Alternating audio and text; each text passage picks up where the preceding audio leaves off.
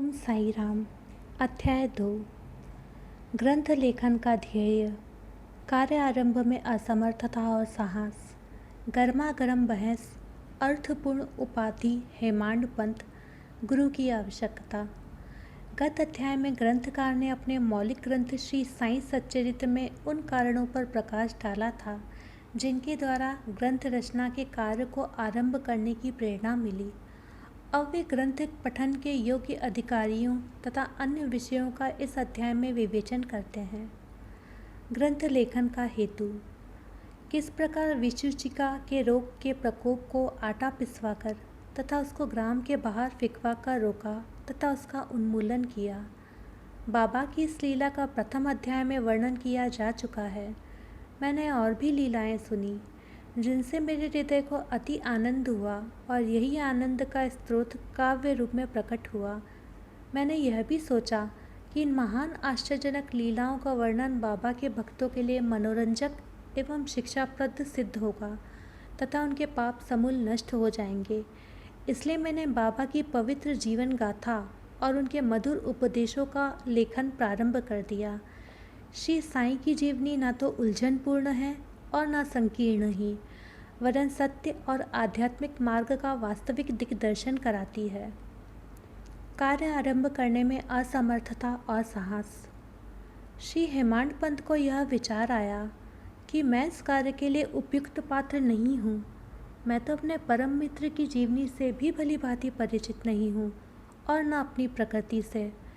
तब फिर मुझ सरिका मूढ़मति भला एक महान संत पुरुष की जीवनी लिखने का दुस्साहस कैसे कर सकता है। अवतारों की प्रवृत्ति के वर्णन में वेद भी अपनी असमर्थता प्रकट करते हैं। किसी संत का चरित्र समझने के लिए स्वयं को पहले संत होना नितांत आवश्यक है। फिर मैं तो उनका गुणगान करने के सर्वथा अयोग्य ही हूँ। संत की जीवनी लिखने के लिए एक महान साहस की आवश्यकता है और कहीं ऐसा ना हो कि चार लोगों के समक्ष हास्य का पात्र बनना पड़े। इसलिए मैं श्री साईं बाबा की कृपा प्राप्त करने के लिए ईश्वर से प्रार्थना करने लगा। महाराष्ट्र के संत श्रेष्ठ श्री ज्ञानेश्वर महाराज का कथन है कि संत चरित्र के रचयिता से परमात्मा अति प्रसन्न होता है। तुलसीदास जी ने भी कहा है, साधु चरित्र शुभ सरिस कपासु, निरस विषय गुणमय फल जासु, जो सही दुख पर छिद्र दुरावा, वंदनीय जही जग जस पावा। भक्तों को भी संतों की सेवा करने की इच्छा बनी रहती है। संतों का कार्य पूर्ण करा लेने की प्रणाली भी विचित्र ही है। यथार्थ प्रेरणा तो संत ही किया करते हैं। भक्त तो निमित्त मात्र या कहिए कि कार्य पूर्ति के लिए एक यंत्र मात्र है। उदाहरणतः शक संवत 1700 में कवि महीपति को संत चरित्र लिखने की प्रेरणा हुई। ईश्वर ने संतों में अतः प्रेरणा पैदा की और कार्य पूर्ण हो गया। इसी प्रकार शक संवत 1800 में श्री दासगणों की सेवा स्वीकार हुई। महीपति ने 4 काव्य रचे, भक्त विजय, संत विजय, भक्त लीलामृत और संत कथामृत, और दासगणों ने केवल 2, भक्त लीलामृत और संत कथामृत, जिसमें आधुनिक संतों के चरित्रों का वर्णन है। भक्त लीलामृत के अध्याय 31, 32 और 33 तथा संत कथामृत के 57वें अध्याय में श्री साईं बाबा की मधुर जीवनी तथा अमूल्य उपदेशों का वर्णन सुंदर एवं रोचक ढंग से किया गया है। इनका उदाहरण श्री साईं लीला पत्रिका के अंक 11, 12 और 17 में दिया गया है। पाठकों से इनके पठन का अनुरोध है। इसी प्रकार श्री साईं बाबा की अद्भुत लीलाओं का वर्णन एक बहुत सुंदर छोटी सी पुस्तिका श्री साईनाथ भजन माला में किया गया है। इसकी रचना बांद्रा की श्रीमती सावित्री रघुनाथ तेंदुलकर ने की है। श्री दासगणु महाराज ने भी श्री साईं बाबा पर कई मधुर कविताओं की रचना की है। एक और भक्त अमीदास भवानी मेहता ने भी बाबा की कुछ कथाओं को गुजराती में प्रकाशित किया है। साईं प्रभा नामक पत्रिका में भी कुछ लीला शिरडी के दक्षिणा भिक्षा संस्थान द्वारा प्रकाशित की गई है। अब प्रश्न यह उठता है कि जब श्री साईनाथ महाराज के जीवन पर प्रकाश डालने वाला इतना साहित्य उपलब्ध है, फिर एक और ग्रंथ साईं सच्चरित्र रचने की आवश्यकता ही कहाँ पैदा होती है। इसका उत्तर केवल यही है कि श्री साईं बाबा की जीवनी सागर के सदृश अगाध, विस्तृत और अथाह है। यदि उसमें गहरे गोते लगाए जाएं, तो ज्ञान एवं भक्ति रूपी अमूल्य रत्नों की सहज ही प्राप्ति हो सकती है, जिनसे मुमुक्षुओं को बहुत लाभ होगा। श्री साईं बाबा की जीवनी, उनके दृष्टांत एवं उपदेश महान आश्चर्य से परिपूर्ण है। दुख और दुर्भाग्यग्रस्त मानवों को इनसे शांति और सुख प्राप्त होगा तथा लोक व परलोक में श्रेयस की प्राप्ति होगी। यदि श्री साईं बाबा के उपदेशों का, जो कि वैदिक शिक्षा के समान ही मनोरंजक और शिक्षाप्रद है, ध्यानपूर्वक श्रवण एवं मनन किया जाए, तो भक्तों को अपने मनोवांछित फल की प्राप्ति हो जाएगी, अर्थात ब्रह्मा से अभिन्नता, अष्टांग योग की सिद्धि, समाधि आनंद आदि की प्राप्ति सरलता से हो जाएगी। यह सोचकर ही मैंने चरित्र की कथाओं को संकलित करना प्रारंभ कर दिया। साथ ही यह विचार भी आया कि मेरे लिए सबसे उत्तम साधना भी केवल यही है। जो भोले भाले प्राणी श्री साईं बाबा के दर्शनों से अपने नेत्र सफल करने के सौभाग्य से वंचित रहे हैं, उन्हें यह चरित्र अति आनंददायक प्रतीत होगा। अतः मैंने भी अपना अहंकार उनके श्री चरणों पर न्यौछावर कर दिया। मैंने सोचा कि अब मेरा पथ अति सुगम हो गया है और बाबा मुझे इहलोक और परलोक में सुखी बना देंगे। मैं स्वयं बाबा की आज्ञा प्राप्त करने का साहस नहीं कर सकता था, अतः मैंने श्री माधवराव उपनाम श्यामा से, जो कि बाबा के अंतरंग भक्तों में से थे, इस हेतु प्रार्थना की। उन्होंने इस कार्य के निमित्त श्री साईं बाबा से विनम्र शब्दों में इस प्रकार प्रार्थना की। यह अन्ना साहेब आपकी जीवनी लिखने के लिए अति उत्सुक हैं, परंतु कृपा आप ऐसा ना कहना कि मैं तो एक फ़कीर हूँ तथा मेरी जीवनी लिखने की आवश्यकता ही क्या है। आपकी केवल कृपा और अनुमति से ही ये लिख सकेंगे, अथवा आपके श्री चरणों का पुण्य प्रताप ही इस कार्य को सफल बना सकेगा। आपकी अनुमति तथा आशीर्वाद के अभाव में कोई भी कार्य यशस्वी नहीं हो सकता। यह सुनकर बाबा को दया आ गई। उन्होंने आश्वासन और उदी देकर अपना वरद हस्त मेरे मस्तक पर रखकर कहा, इन्हें जीवनी और दृष्टांतों को एकत्रित कर लिपिबद्ध करने दो। मैं इनकी सहायता करूँगा। मैं स्वयं ही अपना जीवनी लिखकर भक्तों की इच्छा पूर्ण करूँगा, परंतु इनको अपना अह त्याग कर मेरी शरण में आना चाहिए। जो अपने जीवन में इस प्रकार आचरण करता है, उसकी मैं अत्यधिक सहायता करता हूँ। मेरे जीवन कथा की तो बात सहज ही है। मैं तो इन्हें घर बैठे अनेक प्रकार से सहायता पहुँचाता हूँ। जब इनका अह पूर्णतः नष्ट हो जाएगा और खोजने पर लेश मात्र भी न मिलेगा, तब मैं इनके अंतःकरण में प्रकट होकर स्वयं ही अपनी जीवनी लिखूँगा। मेरे चरित्र और उपदेशों के श्रवण मात्र से ही भक्तों के हृदय में श्रद्धा जागृत होकर सफलतापूर्वक आत्मानुभूति एवं परमानंद की प्राप्ति हो जाएगी। ग्रंथ में अपने मत का प्रतिपादन और दूसरों का खंडन तथा अन्य किसी विषय के पक्ष या विपक्ष में व्यर्थ की वाद विवाद की कुचेष्टा नहीं होनी चाहिए। अर्थपूर्ण उपाधि हेमांड पंथ। वाद विवाद शब्द से हमको स्मरण हो आया कि मैंने पाठकों को वचन दिया है कि हेमांड पंथ उपाधि किस प्रकार प्राप्त हुई, इसका वर्णन करूँगा। अब मैं इसका वर्णन करता हूँ। श्री काका साहेब दीक्षित व नाना साहेब चांदोरकर मेरे अति घनिष्ठ मित्रों में से थे। उन्होंने मुझसे शिरडी जाकर श्री साईं बाबा के दर्शनों का लाभ उठाने का अनुरोध किया। मैंने उन्हें वचन दे दिया, परंतु कुछ बाधा आ जाने के कारण मेरी शिरडी यात्रा स्थगित हो गई।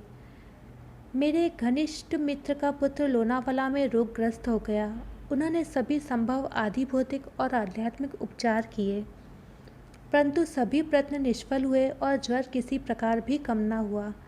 अतः मैं उन्होंने अपने गुरुदेव को उसके सिरहाने बैठलाया, परंतु परिणाम पूर्ववत ही रहा। यह घटना देखकर मुझे विचार आया कि जब गुरु एक बालक के प्राणों की भी रक्षा करने में असमर्थ है, तब उनकी उपयोगिता ही क्या है, और जब उनमें कोई सामर्थ्य ही नहीं, तब फिर शिरडी जाने से क्या प्रयोजन। ऐसा सोचकर मैंने यात्रा स्थगित कर दी, परंतु जो होना है वो तो होकर ही रहेगा, और वह इस प्रकार हुआ। प्रांताधिकारी नाना साहेब चांदोरकर बसई के दौरे पर जा रहे थे। वे ठाणा से दादर पहुँचे तथा बसई जाने वाली गाड़ी की प्रतीक्षा कर रहे थे। उसी समय बांद्रा लोकल आ पहुँची, जिसमें बैठकर वे बांद्रा पहुँचे तथा शिरडी यात्रा स्थगित करने के लिए मुझे आड़े हाथों लिया। नाना साहब का तर्क मुझे उचित तथा सुखदायी प्रतीत हुआ और इसके फलस्वरूप मैंने उसी रात्रि शिरडी जाने का निश्चय किया और अपना सामान बांधकर शिरडी को प्रस्थान कर दिया। मैंने सीधे दादर जाकर वहां से मनमाड़ की गाड़ी पकड़ने का कार्यक्रम बनाया। इस निश्चय के अनुसार मैंने दादर जाने वाली गाड़ी के डिब्बे में प्रवेश किया। गाड़ी छूटने ही वाली थी कि इतने में एक यवन मेरे डिब्बे में आया और मेरा सामान देखकर मुझसे मेरा गंतव्य स्थान पूछने लगा। मैंने अपना कार्यक्रम उसे बतला दिया। उसने मुझसे कहा कि मनमाड़ की गाड़ी दादर पर खड़ी नहीं होती, इसलिए सीधे बोरी बंदर से होकर के जाओ। यदि यह एक साधारण सी घटना घटित नहीं हुई होती तो मैं अपने कार्यक्रम के अनुसार दूसरे दिन शिरडी न पहुंच सकने के कारण अनेक प्रकार की कुशंकाओं से घिर जाता, परंतु ऐसा घटना न था। भाग्य ने साथ दिया और दूसरे दिन 9-10 बजे के पूर्व ही मैं शिरडी पहुंच गया। यह सन 1910 की बात है, जब प्रवासी भक्तों के ठहरने के लिए साठेवाड़ा ही एकमात्र स्थान था। तांगे से उतरने पर मैं श्री साईं बाबा के दर्शन के लिए बड़ा लालायित था। उसी समय भक्त प्रवर श्री तात्या साहब नूलकर मस्जिद से लौटे ही थे। उन्होंने मुझे बतलाया कि इस समय श्री साईं बाबा मस्जिद के मोड़ पर ही हैं। अभी केवल उनके प्रारंभिक दर्शन ही कर लो और फिर स्नान आदि से निवृत्त होने के पश्चात सुविधा से भेंट करने जाना। यह सुनते ही मैं दौड़कर गया और बाबा की चरण वंदना की। मेरी प्रसन्नता का पारावार न रहा। मुझे क्या नहीं मिल गया था। मेरा शरीर प्रफुल्लित सा हो गया। क्षुधा और तृषा की सुधि जाती रही। जिस क्षण से मैंने उनके भव विनाशक चरणों का स्पर्श प्राप्त हुआ, मेरे जीवन में एक नूतन आनंद प्रभाव बहने लगा। मैं उनका सदैव के लिए ऋणी हो गया। उनका यह उपकार मैं कभी ना भूल सकूंगा। मैं सदा उनका स्मरण कर उन्हें मानसिक प्रणाम किया करता हूँ। जैसा कि मेरे अनुभव में आया है कि श्री साईं के दर्शन में ही यह विशेषता है कि विचार परिवर्तन तथा पिछले कर्मों का प्रभाव शीघ्र मंद पड़ने लगता है और शनै शनै अनासक्ति और सांसारिक भोगों से वैराग्य बढ़ता जाता है। केवल गत जन्मों के शुभ संस्कार एकत्रित होने पर ही ऐसा दर्शन होना सुलभ हो सकता है। पाठकों, मैं आपसे शपथ पूर्वक कहता हूँ कि यदि आप श्री साईं बाबा को एक दृष्टि भर कर देख ही लेंगे तो आपको संपूर्ण विश्व ही साईंमय दिखलाई पड़ेगा। गर्मा गर्म बहस। शिरडी पहुंचने के प्रथम दिन ही बाला साहेब तथा मेरे बीच गुरु की आवश्यकता पर वाद विवाद छिड़ गया। मेरा मत था कि स्वतंत्रता त्याग कर पराधीन क्यों होना, तथा जब कर्म करना ही पड़ता है तब गुरु की आवश्यकता ही कहाँ रही। प्रत्येक को पूर्ण प्रयत्न कर स्वयं को आगे बढ़ना चाहिए। गुरु शिष्य के लिए करता ही क्या है, वह तो सुख से निद्रा का आनंद लेता है। इस प्रकार मैंने स्वतंत्रता का पक्ष लिया और बाला साहेब ने प्रारब्ध का। उन्होंने कहा कि जो विधि लिखित है वो घटित होकर रहेगा। इसमें उच्च कोटि के महापुरुष भी असफल हो गए हैं। कहावत है, मेरे मन कछु और है, विधाता के कछु और। फिर परामर्श युक्त शब्दों में बोले, भाई साहब, यह निर्विद्यता छोड़ दो, यह अहंकार तुम्हारी कुछ भी सहायता न कर सकेगा। इस प्रकार दोनों पक्षों के खंडन मंडन में लगभग 1 घंटा व्यतीत हो गया और सदैव की भांति कोई निष्कर्ष न निकल सका। इसलिए तंग और विवश होकर विवाद स्थगित करना पड़ा। इसका परिणाम यह हुआ कि मेरी मानसिक शांति भंग हो गई तथा मुझे अनुभव हुआ कि जब तक घोर देह बुद्धि और अहंकार न हो तब तक विवाद संभव नहीं। वस्तुतः यह अहंकार ही विवाद की जड़ है। जब अन्य लोगों के साथ मैं मस्जिद गया तब बाबा ने काका साहब को संबोधित कर प्रश्न किया कि साठेवाड़ा में क्या चल रहा था, किस विषय में विवाद था। फिर मेरी ओर दृष्टिपात कर बोले कि इन हेमांड पंथ ने क्या कहा। यह शब्द सुनकर मुझे अधिक अचंभा हुआ। साठेवाड़ा और मस्जिद में पर्याप्त अंतर था। सर्वज्ञ या अंतर्यामी हुए बिना बाबा को विवाद का ज्ञान कैसे हो सकता था। मैं सोचने लगा कि बाबा हेमांड पंथ के नाम से मुझे क्यों संबोधित करते हैं। यह शब्द तो हेमाद्री पंथ का अपभ्रंश है। हेमाद्री पंथ देवगिरी के यादव राजवंशी महाराजा महादेव और रामदेव के विख्यात मंत्री थे। वे उच्च कोटि के विद्वान, उत्तम प्रकृति और चतुर्वर्ग चिंतामणि और राज प्रशस्ति जैसे उत्तम काव्य के रचयिता थे। उन्होंने ही हिसाब किताब रखने की नवीन प्रणाली का आविष्कार किया था और बही खाते की पद्धति को जन्म दिया था। और कहाँ मैं इसके विपरीत एक अज्ञानी, मूर्ख और मंदमती हूँ। अतः मेरी समझ में यह न आ सका कि मुझे इस विशेष उपाधि से विभूषित करने का क्या तात्पर्य है। गहन विचार करने पर मैं इस निष्कर्ष पर पहुंचा कि कहीं मेरे अहंकार को चूर्ण करने के लिए तो बाबा ने इस अस्त्र का प्रयोग नहीं किया है, ताकि मैं भविष्य में सदैव के लिए निराभिमानी एवं विनम्र हो जाऊं, अथवा कहीं यह मेरे वाक चातुर्य के उपलक्ष्य में मेरी प्रशंसा तो नहीं है। भविष्य पर दृष्टिपात करने से प्रतीत होता है कि बाबा के द्वारा हेमांड पंथ की उपाधि से विभूषित करना कितना अर्थपूर्ण और भविष्य गोचर था। सर्वविदित है कि कालांतर में दाभोलकर ने श्री साईं बाबा संस्थान का प्रबंध कितने सुचारू एवं विद्वत्तापूर्ण ढंग से किया था, हिसाब किताब आदि कितने उत्तम प्रकार से रखे तथा साथ ही साथ महाकाव्य श्री साईं सच्चरित्र की रचना भी की।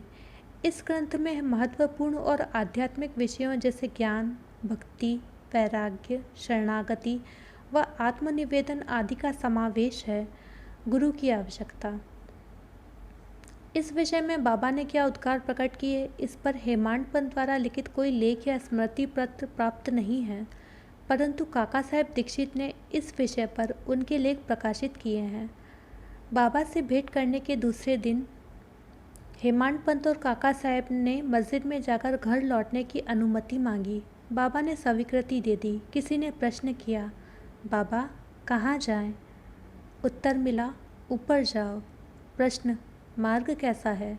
बाबा, अनेक पंथ हैं, यहाँ से भी एक मार्ग है, परंतु यह मार्ग दुर्गम है तथा सिंह और भेड़िए भी मिलते हैं। काका साहेब, यदि पथ प्रदर्शक भी साथ हो तो? बाबा, तब कोई कष्ट ना होगा। पथ प्रदर्शक तुम्हारी सिंह, भेड़िए और खंदकों से रक्षा कर तुम्हें सीधे निर्दिष्ट स्थान पर पहुंचा देगा, परंतु उसके अभाव में जंगल में मार्ग भूलने या गड्ढे में गिर जाने की संभावना है। दाभोलकर भी उपयुक्त प्रसंग के अवसर पर वहीं उपस्थित थे। उन्होंने सोचा कि जो कुछ बाबा कह रहे हैं वो गुरु की आवश्यकता क्यों है, इस प्रश्न का उत्तर है। उन्होंने सदा के लिए मन में यह गांठ बांध ली कि अब कभी इस विषय पर वाद विवाद नहीं करेंगे कि स्वतंत्र या परतंत्र व्यक्ति आध्यात्मिक विषयों के लिए कैसा सिद्ध होगा। प्रत्युत इसके विपरीत यथार्थ में परमार्थ लाभ केवल गुरु के उपदेश पालन में ही निहित है। इन उपदेशों का वर्णन मूल काव्य ग्रंथ के इसी अध्याय में किया गया है, जिसमें लिखा है कि राम और कृष्ण महान अवतारी होते हुए भी आत्मानुभूति के लिए राम को अपने गुरु वशिष्ठ और कृष्ण को अपने गुरु संदीपनी की शरण में जाना पड़ा था। इस मार्ग में उन्नति प्राप्त करने के लिए केवल श्रद्धा और धैर्य, यही दो गुण सहायक हैं। श्री सद्गुरु साईनाथा समर्पणस्तु शुभम भवतु। श्री सच्चिदानंद सद्गुरु साईनाथ महाराज की जय।